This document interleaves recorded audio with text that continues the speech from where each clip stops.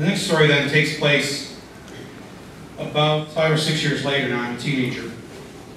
And I've been selected to go to Boys State. Do they have that here in New York? Or, you know what Boys State and Girl State is? It's they pick 2 kids from every high school in the state. Most states have this. And they send you to the state capitol where you play government for a week in the summer. And you elect the governor, the lieutenant governor, you know, all this. And so I decided when I got there, because I had been picked by my high school, that I didn't like it one single bit. I didn't want to run for anything. I didn't like politicians. I didn't want to be one. And they put you in these dorm rooms at Michigan State University, and so I stayed in my dorm room the whole week. And I only left to go down to the snack machine, which had this new potato chip that had just been invented called Ruffles. And I was just so taken with these chips because of the ridges in them. I thought I was getting more chip per chip. You know, so I love these things, and the only time I would leave the room was to go down and get my Ruffles potato chips. So one day I go down to get the chips, and on the bulletin board above the snack machine there's a poster. And it says this: Boys Staters, speech contest on the life of Abraham Lincoln. Write a speech on the life of Abe Lincoln and win a prize. Contest sponsored by the Elks Club. I stood and stared at this flyer for some time. I forgot about my Ruffles. I just couldn't get over what I was reading. Because the previous month, my dad had gone to the local Elks Club to join. And when he did, he found himself disappointed. They handed him an application, and at the top of the application it read, Caucasians Only. This is 1971. This is the 1970s. Discrimination, racial discrimination, private clubs and organizations still allowed. Being a Caucasian, this should not have been a problem for Frank Moore, my dad. Being a man of some conscience, though, it gave him pause. He brought the form home and showed it to me. What do you think about this? He asked me. I read the Caucasian line and had 2 thoughts. Do we live down south now? I mean, how much more north can you get than Michigan? And isn't this illegal? My dad was clearly confused about the situation. Well, I don't think I can sign this piece of paper, he said. No, you can't, I said. My dad had a very strong sense of what was right and wrong. He worked at the General Motors factories, which, thanks to the UAW, the union, the factories by the end of the 1940s were already integrated as one of the union demands. And so he worked alongside men and women of all races. And as is the outcome of such social engineering, he grew to see all people as the same, or at least all the same in God's eyes. Now here I was standing in front of this poster saying that the Elks Club was sponsoring a contest on the life of the great emancipator. And I'm 17 years old. Now what do you do with that? I thought to myself, they want a speech? I'll give them a speech.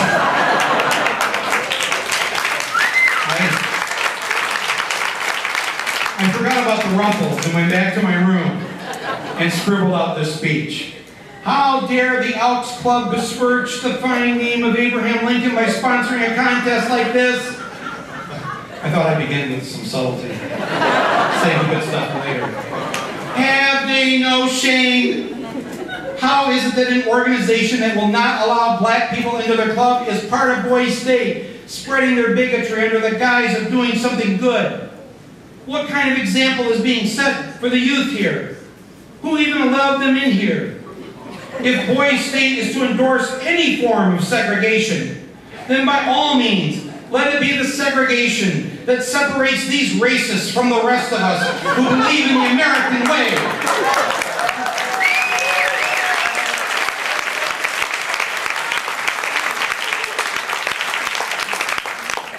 The next morning I showed up for the speech contest. There were about a dozen other boys in the room, and they all gave their speeches lauding the accomplishments of Lincoln and talking about the Civil War, type of speech you'd hear at a 4th of July picnic. Sweet, simple, non-controversial. Few in the room were prepared for the barrage of insults about to be hurled at the Elks Club. Take William Jennings Bryan, add some Jimmy Stewart, and throw in a healthy dose of Don Rickles, and that's pretty much what they were about to get from me. I thought there would be Elks in the room, but instead the judge of the contest was a speech teacher from a local high school. As I gave the speech, I kept my eye on him, and nothing moved on his face. Some of the boys in the room started snickering. A couple looked upset. The lone black kid in the room, he was trying to cover the smile on his face. When the speech was over, the teacher/judge went to the head of the room and said, "Thank you all for your well-written speeches. The winner of this year's Elks Club Boys State Speech Contest is Michael Moore."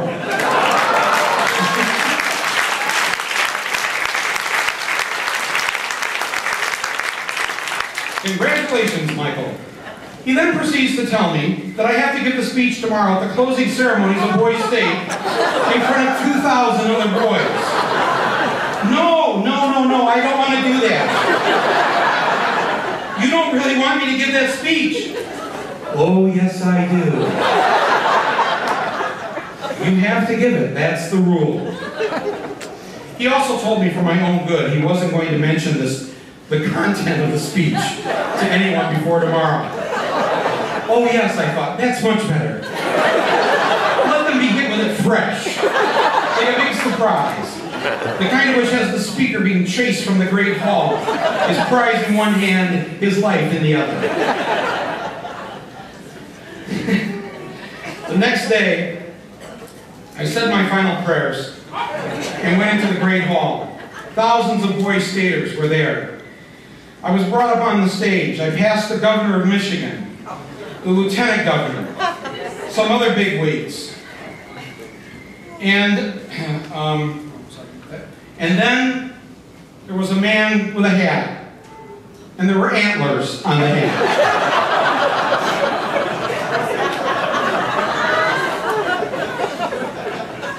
It was not Bullwinkle, and this was not Halloween.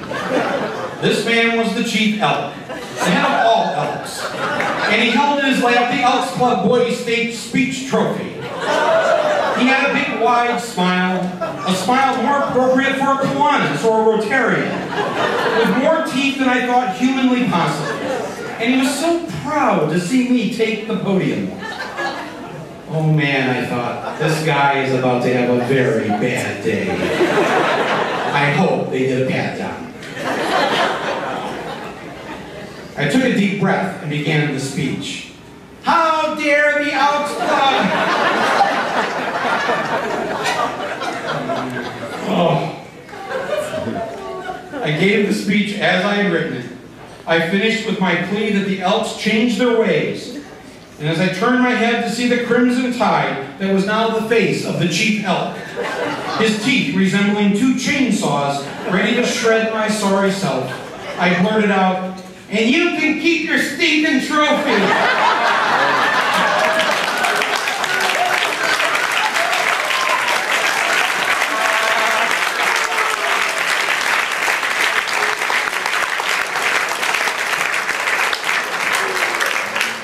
The place went insane. 2,000 boys leapt to their feet, whooping and hollering and cheering me on. I tried to make a dash off the stage, but was stopped by a reporter from the Associated Press. He introduced himself to me and said he was astonished at what he had just heard and seen, and he was going to write something about it. Who was I, and where was I from? I broke away and headed quickly out the side door. Keeping my head down, I avoided the main campus path. I made it back to my dorm room and locked the door. About an hour later, there was a knock. "Hey," the anonymous voice barked, "there's a call for you."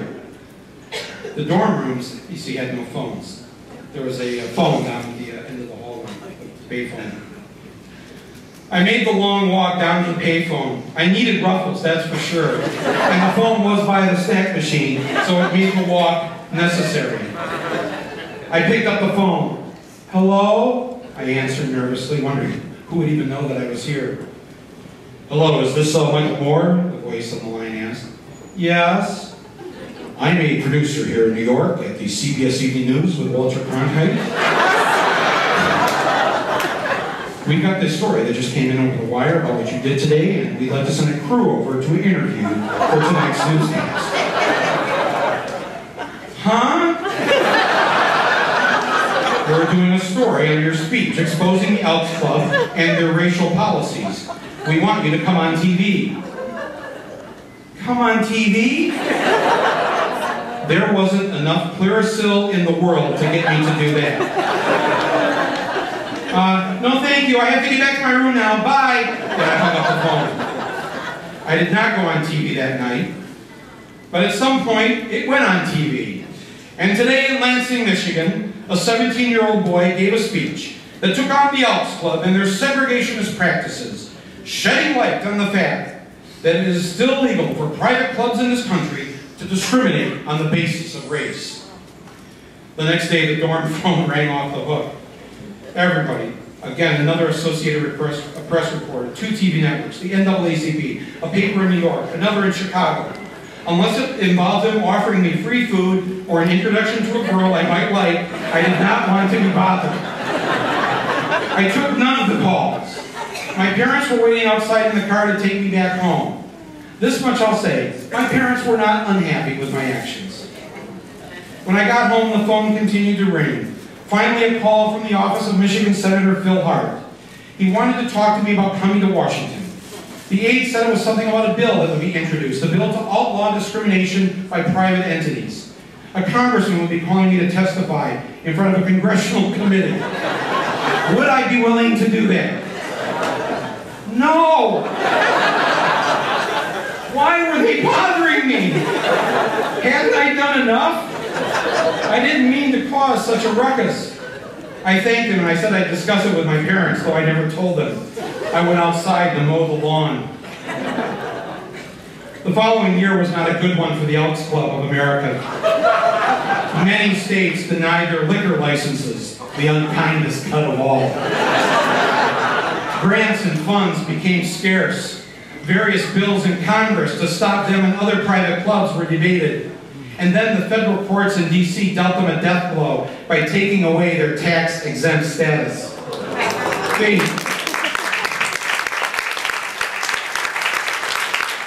Facing total collapse and the scorn of the majority of the nation, the Elks Club voted to drop their Caucasians Only policy.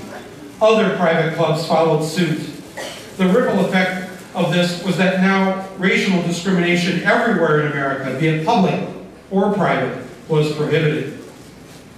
My speech was occasionally cited as a spark for this march forward in the racial fixing of the great American experiment, but there were other speeches far more eloquent than mine. Most important for me, I learned a valuable lesson at the age of 17, that change can occur, and it can occur anywhere, with even the simplest of people and the craziest of intentions. And that creating change didn't always have to require devoting your every waking hour to it, with mass meetings and organizations and protests and TV appearances with Walter Cronkite. Sometimes change can occur because all you wanted was a bag of potato chips.